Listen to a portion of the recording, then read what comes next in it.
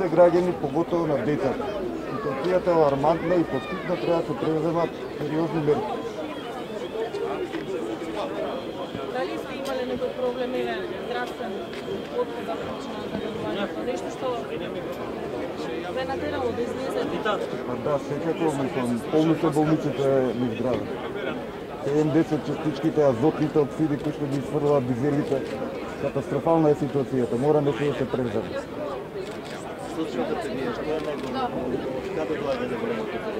Јас лично сметам дека од ковид доаѓа неголемото загадување и треба во тие шпицови кога е алармантна состојбата да се забрани возење на ковид. Или барем пар непар да се направи. А други некои конкретни барања имате?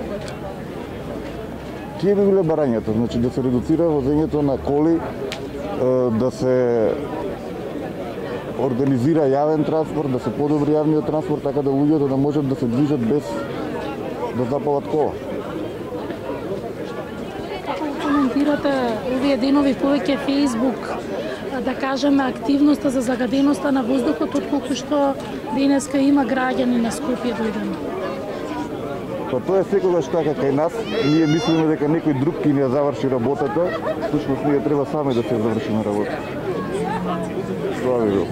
Се завети дека се додека не се реши состојбата со аерозагадувањето и високите PM честички кои ќе бидат, верувам, цела зима над 75 микрограми по метар кубен, и ги поддржа сите граѓански иницијативи на мајки, татковци, родители, граѓански иницијативи, здруженија кои се занимаваат и кои се залагаат да се подобри состојбата со краткорочни, среднорочни и долгорочни мерки. Нашата поддршка ја имаат. Овој пат иницијативата ја поддржуваме и ќе поддржиме иницијативата во среда на мајките за не ги пушта децата на училиште.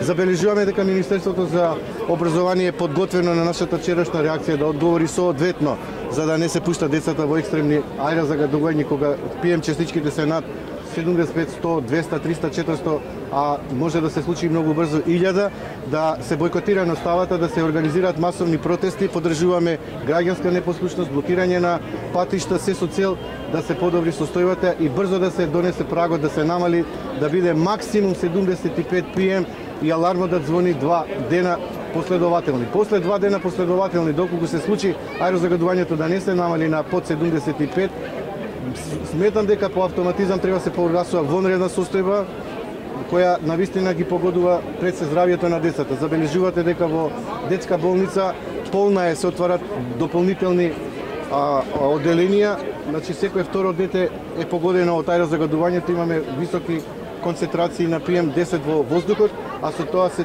директно се делува на респираторните органи на децата кои се во развој и кои се подложни на последици директни по нивното здравје.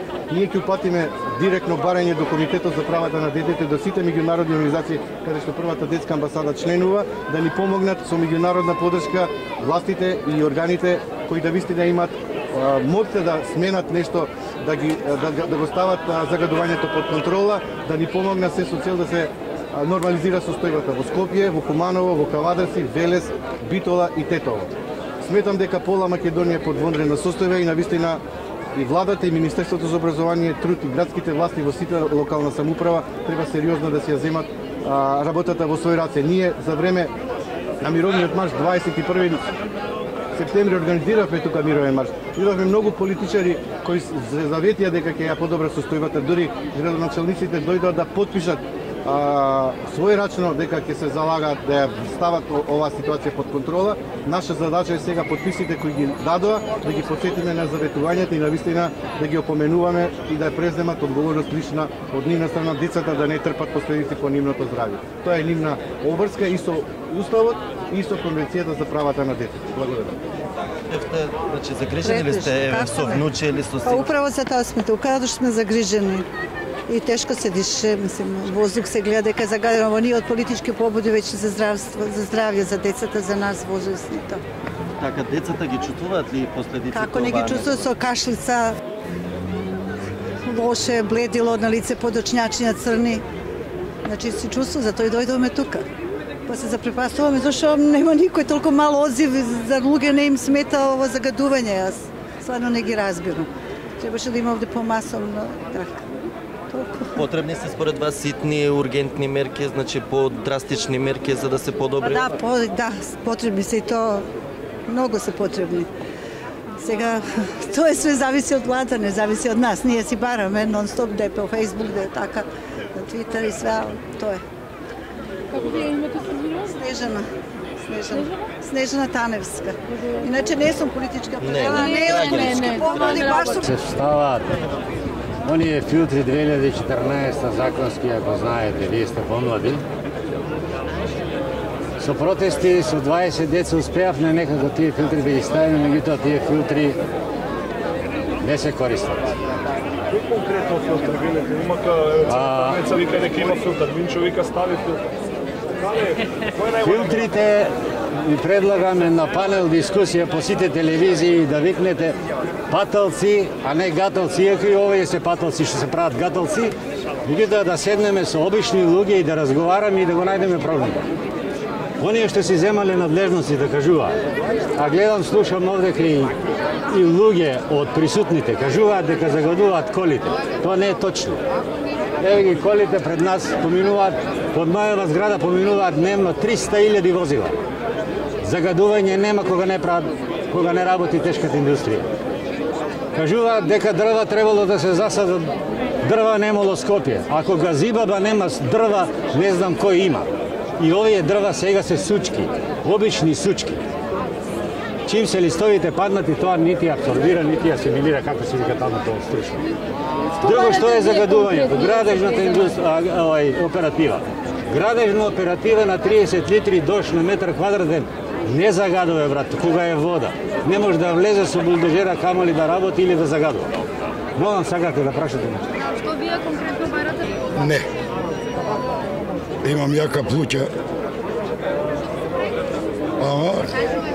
Добра, зошто сте овде? За децава да се... Па за децава највише. И за себе. Што да ви кажам, неубава работа. А таа магла што беше вчера, тоа нема врска. Така децава чувствуваат некои здравствени проблеми? Па најверојатно, ема кашлаат. Системот за дишење кај нив е по-нежен него кај нас. Кај нас е отрпнат од многу работи. Треба да се подобри ова состојба? Па треба. Прво народот основно, културата и дисциплината, и сега со помош на влада, на организации, на градоначалници, ветува, чист воздух, че ова ветер и магла, ништо. Бар ветер да има. Која е